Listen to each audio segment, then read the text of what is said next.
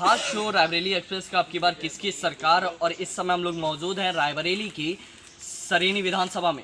सरेनी विधानसभा के डलमऊ में हम लोग स्थित हैं और आइए जानेंगे आखिरकार जनता की नब्ज क्या बताती है। आखिरकार कौन होगा अब की बार सीएम पद का अच्छा दावेदार। क्या अब की बार की सरकार पलटेगी या सरकार यही आगे चलेगी, ये बताएगी जनता।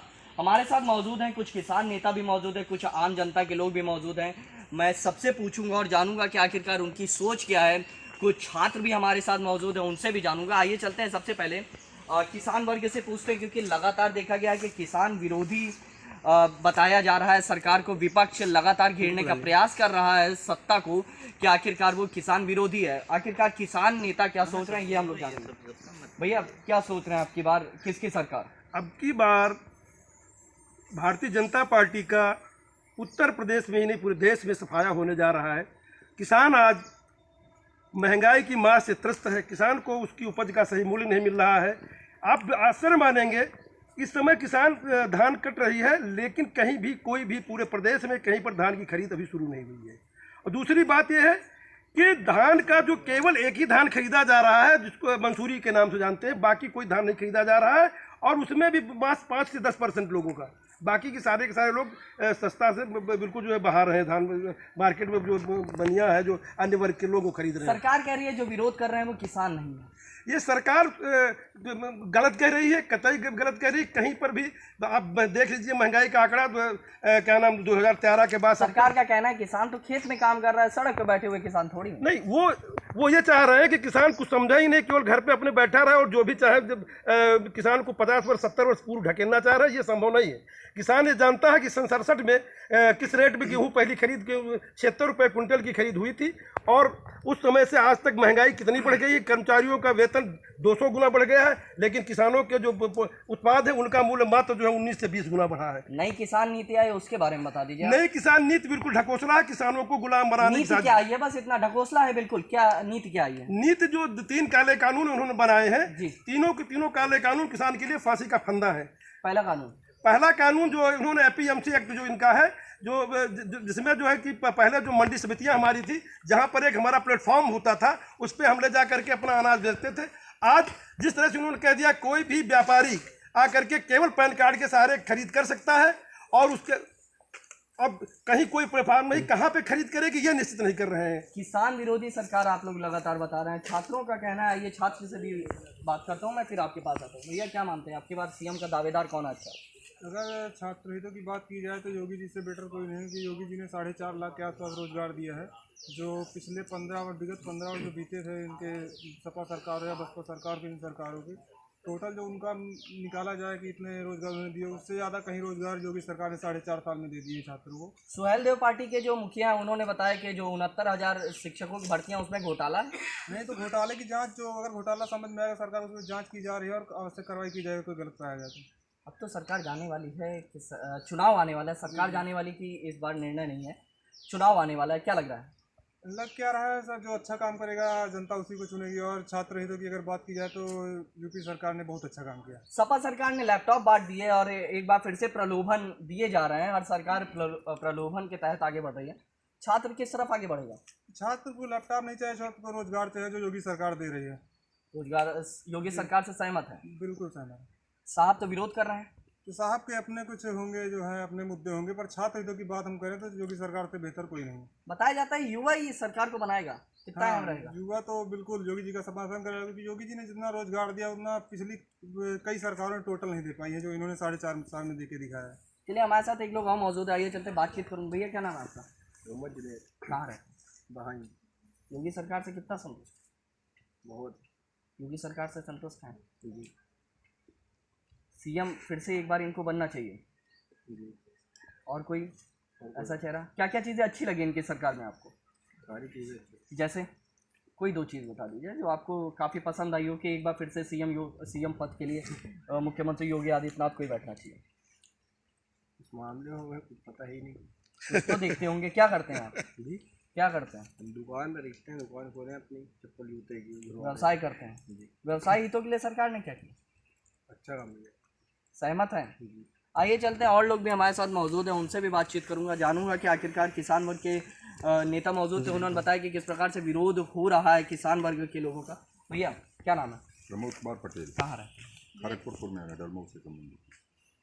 क्या लगता है आपकी बार सीएम पद का अच्छा दावा? देखिए, जो लगने वाली बात कही जा रही है, लगने वाली बात हकीकत मैं बता रहा हूँ कि अब की योगी जी का पतन है। योगी जी जाएंगे, आपकी बात चलिए मान लेता हूँ एक बार के लिए, कौन आएगा ये नहीं बता सकता हूँ। ये तो पत्ता तभी खोलेंगे ना जो मेरे हित में काम करेगा। तो ये किसान पत्ता हित में आपने कैसे खोल दिया कि चले जाएंगे? नहीं, तो ये चीज़ मैं ये पूछना चाहता हूँ, बस नहीं, एक सवाल है। ये आप पूछना चाह रहे हैं और इसको मैं बताना चाह रहा हूँ। सीएम पद का अच्छा दावेदार कौन है? सीएम पद का अच्छा दावेदार कौन? जो आएगा सामने। कौन सामने आएगा? अरे जो आएगा। सपा की तरफ से मुख्य अखिलेश यादव को उतारा जाएगा, हाँ, आप भी जान रहे हैं। ठीक है। बीजेपी की तरफ से पत्ते खुलेंगे, कांग्रेस की तरफ से भी पत्ते खुलेंगे। क्या लग रहा है किसको चाहते हैं कि अगर ये सीएम बन जाएगा तो किसान हितों में काम करेगा? जिसने पहले अच्छा काम किया होगा और अच्छा काम करेगा वही आएगा। इसलिए कि हम लोग खीरी, लखीमपुर और सब टोटल घूम चुके हैं। घूमने के बाद हमें ये मालूम हुआ है कि अंदर से जो हमारा प्रशासन है वो भी अंदर से दबा हुआ है। प्रशासन भी चाह रहा है कि परिवर्तन हो, जैसे भी चाहे वैसे भी हो, परिवर्तन अनिवार्य। संगठन किसके समर्थन में आएगा आगे? संगठन पत्ता तभी खोलेगा जो किसान हित के बात करेगा। यानी आगे आके जो प्रलोभन दे पाएगा उन्हीं की तरफ आप। अरे हम तो कह रहे हैं कि भाई हमारे किसान 1 साल से बैठे हैं, योगी जी मोदी जी क्यों नहीं मान रहे हैं? वो तो किसान ही नहीं मान रहे हैं। नहीं, वो किसान नहीं मान रहे हैं भाई, बात तो वहीं पे आके अटक रही है ना। वो कह रहे हैं, माननीय मोदी जी कह रहे हैं, अपने चैनल चलाते हैं। इससे पहले आपने सुना होगा ये कृषि मंत्री को जी, कृषि मंत्री ने कहा था कि मेरे पास जितने पैसा होगा उतने गल्ला खरीदेंगे। सही बात है, तो जब जितना ही पैसा होगा उतने गल्ला खरीदोगे, बाकी गल्ला कहाँ जाएगा? बताओ ना हमको। रही बात कि जैसे मोदी जी कह रहे हैं, तीनों कृषि कानून की बात कर रहे हैं, वो कह रहे हैं कि सब सफ़ेद है, अच्छा है, और मैं कह रहा हूँ काला है, और मैं काले को साबित कर रहा हूँ कि इसमें ये काला है। और माननीय हमारे प्रधानमंत्री अमित शाह जी, ये कोई नहीं साबित कर पा रहा है कि इसमें सफ़ेद क्या है। कोई बात करिए, आप डिबेट करिए उनसे, तो कहेंगे बस अच्छा है। क्या अच्छा? बताओ ना क्या अच्छा है। ये आज तक नहीं बता पाए क्या अच्छा है। जो अगर तुम्हारी सरकार अच्छी होती, तुम्हारी नीतियाँ अच्छी होती, तो हम किसानों को समझाने में संतुष्ट होते। किसान वर्ग नाराज चल रहा है। कहाँ नाराज चल रहा? सरकार से नाराज। हाँ, सरकार से तो नाराज चल रहा है। चलिए हमारे साथ और लोग मौजूद है, आइए चलते हैं, उनसे भी बातचीत करूंगा आखिरकार किस वर्ग से जुड़े हुए हैं। भैया क्या नाम है आपका? योगेंद्र शुक्ला, क्या करते हैं? प्रांत संयोजक गंगा विचार मंच, करते क्या? नमामि गंगे, करते क्या? समाज सेवा। कितना संतुष्ट है सरकार से? सरकार से पूर्णतया संतुष्ट हूँ। क्या लगता है सीएम पद का अच्छा दावेदार कौन है? सीएम पद के लिए माननीय योगी आदित्यनाथ जी उचित दावेदार के रूप में हैं। क्या क्या खासियत है, कुछ खासियत बता दीजिए। उनके पास जिस प्रकार से उन्होंने धर्म को सबसे पहले आगे रखा, धर्म के साथ साथ हिंदू जागरण का कार्य किया, हिंदू जागरण के साथ साथ समभाव समान दृष्टि से सबको जोड़ने का कार्य, चाहे किसान रहा हो, चाहे जिस वर्ग का, नीचे स्तर से लेकर उच्च स्तर तक हर व्यक्ति को जोड़ने का कार्य, समभाव, सबका विकास, सबके साथ के नारे से उन्होंने अपने आप को अग्रसर किया। एक बार फिर से क्या हिंदुत्व की राजनीति करके मुख्यमंत्री योगी आदित्यनाथ फिर से भाजपा ला पाएंगे? क्या लग रहा है? उनकी दृष्टि केवल हिंदुत्व नहीं है, उनकी अभी आपने कहा, मैंने जो मैं कहा आपकी उसमें बात को रिपीट कर रहा हूं, मैंने जो कुछ ऐसा कहा, शब्द नहीं निकाला। मैंने जो कहा उसमें मैंने ये भी जोड़ा जी। समभाव, सबका साथ सबका विकास, इस भाव से भी उन्होंने कार्य किया। मैंने दोनों बातें कही।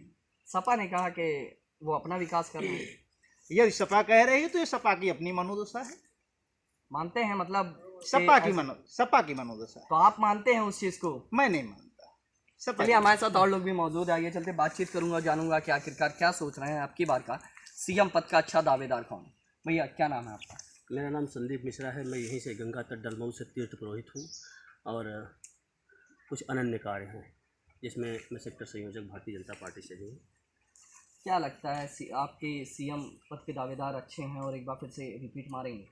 लेकिन मेरे लगने या ना लगने से बहुत बड़ा प्रभाव नहीं पड़ता है। आप वोटर हैं, बिल्कुल प्रभाव पड़ता है, ऐसा नहीं है, आप ये चीज़ बिल्कुल नहीं। लेकिन जहाँ तक आज इस बार जनता का रुझान है, हाँ, उसको मैं स्पष्ट कर दूं कि निस्संदेह जिस तरीके से निष्पक्ष भाव से, अब हमारे यहाँ हम आपको बता दें कि हमारे यहाँ अल्पसंख्यक समुदाय के लगभग 300 घर हैं 300 घरों में कम से कम 150 लोगों को जो लोग झिल्ली और पन्नी तान के अपने मकान में रह रहे थे, जीवन यापन कर रहे थे, अब उनका सपना था पक्का मकान, उनको आवास मिला हुआ है, उनको शौचालय मिला हुआ है। क्या आपको लगता है कि वो 150 परिवार के लोग जो अल्पसंख्यक हैं, क्या वो लोग भारतीय जनता पार्टी से जुड़ के नहीं रहेंगे, क्या कट जाएंगे उनसे? कुल मिला के बात चलिए विधानसभा पे आता हूँ जी सरेनी से भाजपा के विधायक जी कितना संतुष्ट? देखिए सरकार से आप संतुष्ट दिख रहे हैं, इस वजह से मैंने पूछा कि भाजपा विधायक उनके प्रतिनिधि आप कितना संतुष्ट? बिल्कुल भारतीय जनता पार्टी से मैं 100% संतुष्ट हूँ और यहाँ की जनता से भी संतुष्ट हूँ, लेकिन कुछ प्रतिनिधियों से कुछ गलतियाँ हो जाती हैं, उन्हें स्वीकार भी करना चाहिए। तो ये गलतियां हैं, भाजपा की गलती है कि उन्होंने इनको प्रतिनिधि चुना? नहीं, भारतीय जनता पार्टी का नेतृत्व तो कुशल है, उसमें कोई दाग नहीं है जी, लेकिन कुछ गलतियाँ हो जाती हैं। कुछ गलतियाँ बता दीजिए। देखिए गलतियों का मतलब कहने का कि ये कि है जो जनप्रतिनिधि हैं वो जनसंपर्क तो कर रहे हैं लेकिन सुन नहीं रहे हैं। उस स्थिति में, उस परिस्थिति में कुछ लोग रूठे हुए हैं और बाकी अगर देखा जाए तो यहाँ भाजपा से समर्थित लोग हैं, ना कि विधायक से कोई लेना देना नहीं है। सीधी बात है, वो भारतीय जनता पार्टी के पक्ष में वोट करेंगे, इसमें कोई संदेह नहीं। अब की बार अगर इनको टिकट दिया जाता है फिर से, तो क्या लगता है फिर से जीतेंगे? प्रतिशतांक बढ़ेगा, जीते हैं और प्रतिशतांक बढ़ेगा निश्चित। भारतीय जनता पार्टी को कोई छोड़ने वाला नहीं है, यानी सिर्फ कमल पे ही मोहर लगेगी और ये दावेदार नहीं देखा जाएगा, चाहे दावेदार चाहे दागी हो। 100% दागी नहीं है। दागी कहने की मैंने बात ही नहीं कही। मैंने पूछा है सर। नहीं ऐसा नहीं, दागी नहीं है। मैंने दागी कहने की बात ही नहीं कही है। बिल्कुल ये अगर कोई कहता है तो निराधार है। दागी होना अलग बात है जी, भटक जाना अलग बात है। भटक गए हैं विधायक जी। भटक जाने का अभिप्राय ये है कि जब कभी कभी ये होता है कि बड़े कार्य क्षेत्र को कोई जिम्मेदारी से नहीं निभा पाता, गैर जिम्मेदाराना रवैया आप अपने लहजे में कर सकते हैं, लेकिन ये ऐसी स्थिति, एक परिवार को संभालने में एक मुखिया कभी कभी गलतियां कर जाता है, वो कोई बड़ी बात नहीं, मौका दिया जाना चाहिए। चलिए, यहाँ की जनता का जिस प्रकार से रुझान आ रहा है, इस बार के विधायक जी के लिए काफ़ी मतलब जद्दोजहद वाली सीट रहेगी। और सबसे बड़ी बात है जो एक तरफ मैसेज कन्वे हो रहा है कि किस प्रकार से उन्होंने कोरोना काल में अपनी दूरियां बनाए रखी हैं, ये कई अहम कड़ी हैं जो इस बार के विधानसभा चुनाव में काफ़ी अहम साबित होंगी। अब देखने वाली बात रहेगी आखिरकार क्या भाजपा एक बार फिर से सरेनी में दोहरा पाएगी अपनी सीट को, या फिर ये सीट उसके हाथ से जाएगी और कोई अच्छा प्रतिनिधि और आएगा, या यही प्रतिनिधि रिपीट मारेंगे, ये आने वाला समय ही बता सकता है। पर सबसे बड़ी बात है कि अगर रायबरेली की बात की जाए तो रायबरेली के अलग अलग विधानसभा सीटों के रुझान हम आपको दिखा रहे हैं। आखिरकार जनता क्या सोच रही है, ये सबसे ज़्यादा अहम होता है। आखिरकार उनकी नब्ज़ क्या बोल रही है, ये भी उतना ही मायने रखता है जितना सीएम पद के दावेदार के लिए मायने रखता है। अखिल श्रीवास्तव, एक्सप्रेस, रायबरेली।